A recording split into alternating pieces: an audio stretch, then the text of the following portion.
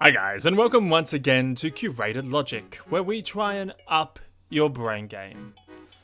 And welcome to Curated Logic Lessons, where I run through things I have learnt along my journey for upping my brain game in the hope that they will help you as they have helped me.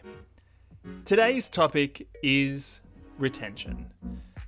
In this video, I am going to share the top 3 retention techniques I personally use. I have never really looked into known techniques for improving the way one retains information they learn. Rather, I have focused on how my own brain works instinctively. Because of this, some of the tips I am going to suggest in this video may not suit you, depending on how differently your brain works from mine. And there will certainly be techniques more well known, but I won't be looking at them if I do not usually use them. So, here we go.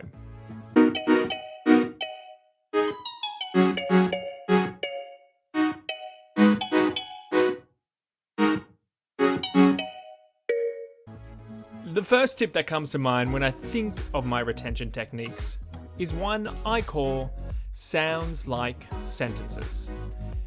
What this means is if something I am trying to learn kind of sounds like another word or phrase, I will try and use the thing it sounds like in a sentence. Usually with a semi-comical bent, as these I find easier to remember. The reason this technique comes to mind first for me when discussing retention is because when I have shared specific examples of this technique with others, they have said how effective it was to remembering that specific piece of information. 2 examples of this that come to mind are how I recall the capital cities of 2 US states. The first is St. Paul, Minnesota. When first learning the capitals of the states of the US, the M states are often the hardest, as there are a number of M states and many of the capitals are named after people, making them easily confused with one another. So, in order to differentiate Minnesota from the pack, I played on the fact that Minnesota sort of sounds like mini sofa, and came up with the phrase, St. Paul sits on a mini sofa. And bingo, I am never going to get that image out of my head, and therefore never going to forget that capital city. I did a similar thing with Boise in Idaho. When you are not from the US and read Boise, you are likely to read it as boys first. So, I took this and used it with what I am sure is a classic joke, Idaho being said just as it sounds, and came up with the phrase, Idaho with boys.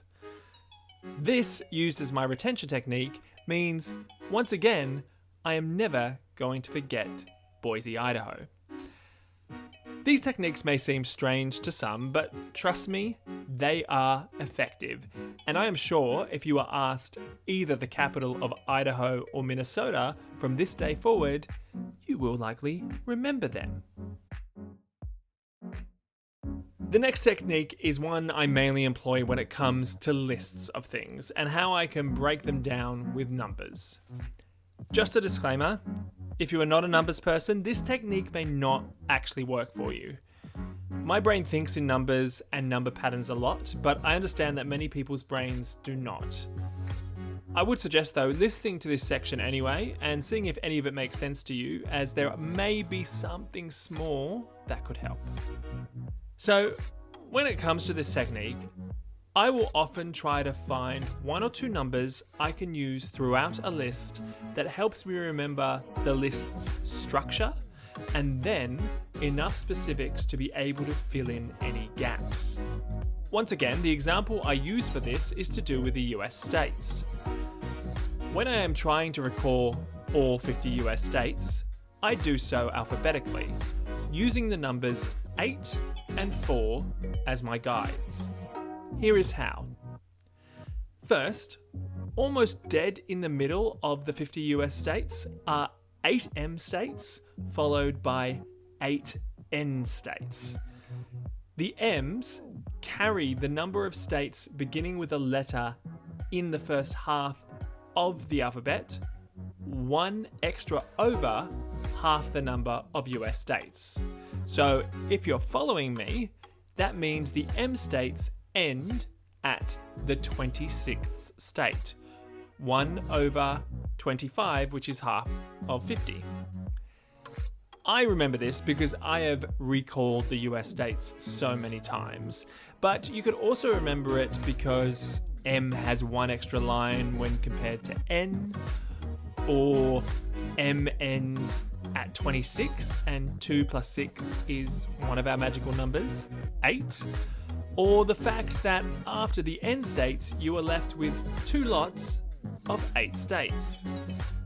Either way, this information gives us the first part of our structure of the 50 states alphabetically. We can break these first 16 states up further using the number 4. First, there are 4 MI states that start at the 4th M. Also, smack bang in the middle of the N states are 4 states that start with the word new, meaning 2 N states are alphabetically before the word new and 2 N states are after it. Moving away from the M's and N's, but continuing on with the number 4, there are also a few letters which each have 4 states beginning with them. The first is A, which obviously begin the first alphabetical states. This is bookended by the W's, which are the last 4 states. And then there is I, which we know must fall somewhere between the A's and the M's. More structure complete. Now, in order to know where the I states fit, we have to think about the states surrounding them. First of all, we know that the first 4 states begin with the letter A, but these states also form the first 4 of 8 states that take us up to the 4th letter. So many 4s and so many 8s. This means that we know that the 8th state begins with the 4th letter, D. Following on from this, the D state also marks the beginning of 4 states in a row that all begin with a unique letter. As we already know that I has 4 states beginning with it, the other 3 states in addition to D that come in that row starting with unique letters must come from the 4 letters E, F, G, and H. Although this would typically be enough information for most people to remember the states needed, it also helps to remember that only 4 of the vowels in the alphabet are found as the first letter of a state, E being the one that is not. This means that the 4 unique letters we are looking for are D, F, G, and H. Now, this completes the main part of the structure one would need, with most people who are learning the states likely able to fill in the gaps from here. However, there are 3 more points I always make clear in my head as I am working on the list. The first is the fact that, although we have already looked at 4 states that begin with a unique letter, in total, across all 50 states, there are, you guessed it, 8 states that begin with a unique letter. This means that 4 of the remaining 18 states begin with a unique letter. The second thing to remember is that there are 4 north-south states, that being 2 of each. Also, 4 of the remaining states start with a vowel. With all that information, you now have a really good beginning point with which to not only remember the US states in their entirety, but remember them alphabetically.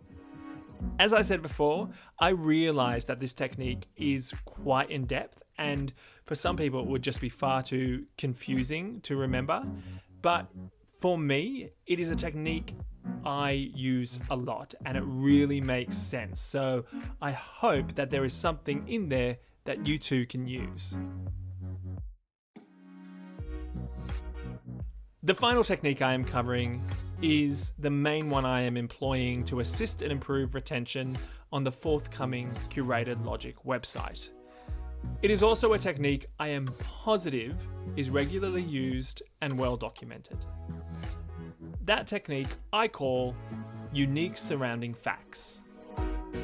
What I mean by this is when you are trying to learn something specific, some piece of specific information, sometimes, seemingly counterintuitively, learning extra facts surrounding this information can help remember it.